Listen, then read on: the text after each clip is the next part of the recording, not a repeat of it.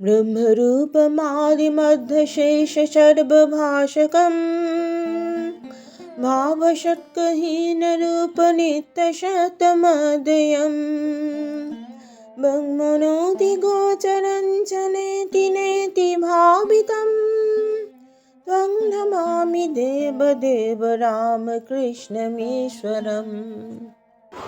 নমস্কার, আমার এই চ্যানেলে আপনাদের সকলকে স্বাগত। ঠাকুর শ্রী শ্রী রামকৃষ্ণ পরমহংসদেব, শ্রী শ্রী মা এবং স্বামী বিবেকানন্দকে আমার সশ্রদ্ধ প্রণাম জানিয়ে আজকের পাঠ শুরু করছি। শ্রীমকথিত রামকৃষ্ণ কথামৃত থেকে এই পাঠ। পরবর্তী অংশ। দ্বারদেশে গিরিশ।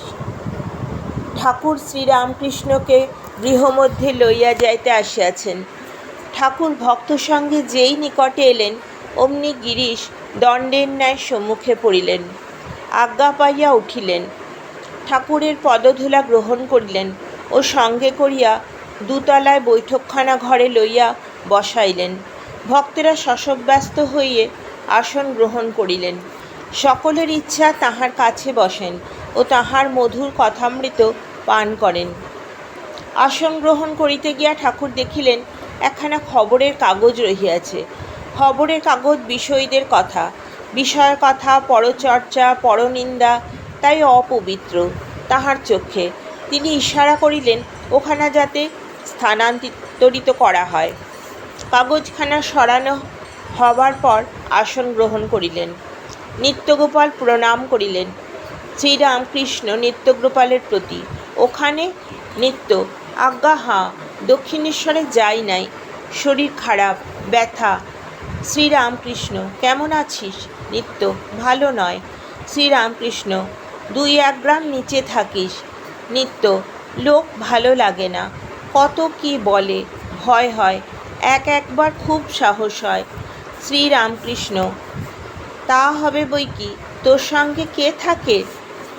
নিত্য, তারক, ও সর্বদা সঙ্গে থাকে, ওকেও সময় সময় ভালো লাগে না। শ্রীরামকৃষ্ণ,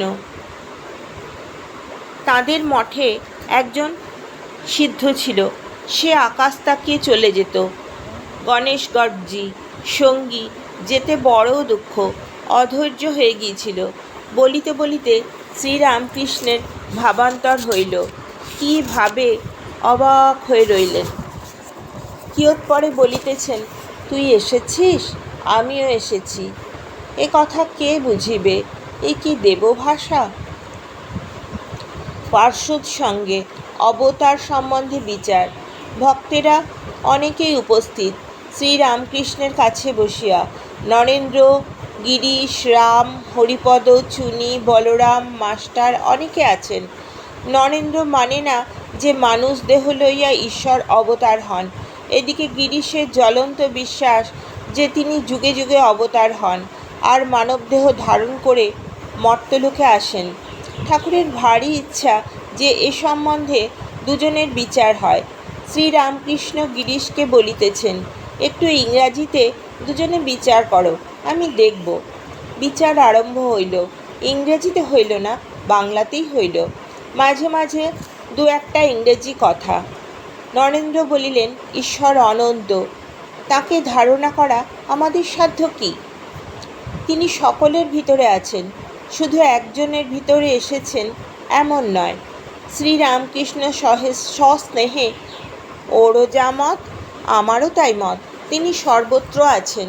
তবে একটা কথা আছে, শক্তি বিশেষে তিনি কোনোখানে অবিদ্যাশক্তির প্রকাশ, কোনোখানে বিদ্যাশক্তির।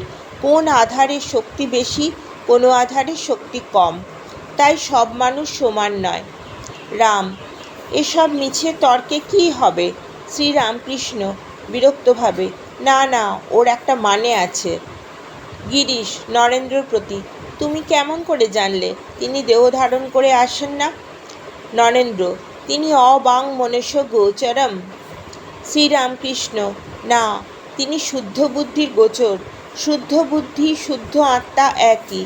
ঋষিরা শুদ্ধ বুদ্ধি, শুদ্ধ আত্মা দ্বারা শুদ্ধ আত্মাকে সাক্ষাৎ করেছিলেন। গিরিশ, নরেন্দ্রর প্রতি।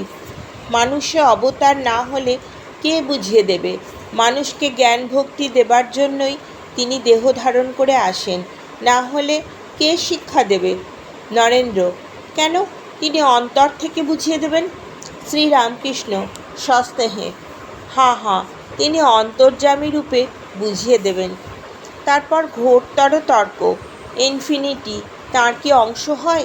আবার হ্যামিল্টন কী বলেন, হারবার্ট স্পেন্সার কী বলেন, টিন্ডেল হাক্সলে কী বলে গেছেন, এ কথা হতে লাগলো। শ্রীরামকৃষ্ণ মাস্টারের প্রতি: দেখো, এইগুলো আমার ভালো লাগছে না। আমি সব তাই দেখছি, বিচার আর কী করব? দেখছি তিনিই সব হয়েছেন, তাও বটে, আবার তাও বটে। এক অবস্থায় অখণ্ডে মন বুদ্ধিহারা হয়ে যায়। নরেন্দ্রকে দেখে আমার মন অখণ্ডে লীন হয়। আজকের পাঠ এই পর্যন্তই। আপনারা সকলে ধৈর্য ধরে এই পবিত্র পাঠ শুনলেন, সেজন্য আপনাদের সকলকে আমার আন্তরিক ধন্যবাদ। ঠাকুর শ্রী শ্রী রামকৃষ্ণ পরমহংসদেবকে আমার ভক্তিপূর্ণ প্রণাম জানাই। আপনারা যদি এই চ্যানেলটি সাবস্ক্রাইব করে নেন, তাহলে পরবর্তী পর্বগুলি খুব সহজেই খুঁজে পেয়ে যাবেন। সকলে ভালো থাকবেন। নমস্কার। ধর্মহানহারকং তধর্ম কর্ম বারকং লোকধর্মচারণঞ্চ সর্বধর্মকোবিদম ত্যাগি সব্যনিত্য পাবনং কৃপঙ্কজম ত্বং নমামি দেবদেব রামকৃষ্ণমীশ্বরম ত্বং নমামি দেবদেব রামকৃষ্ণমীশ্বরম तं नमामि देवदेव रामकृष्णमीश्वरम्।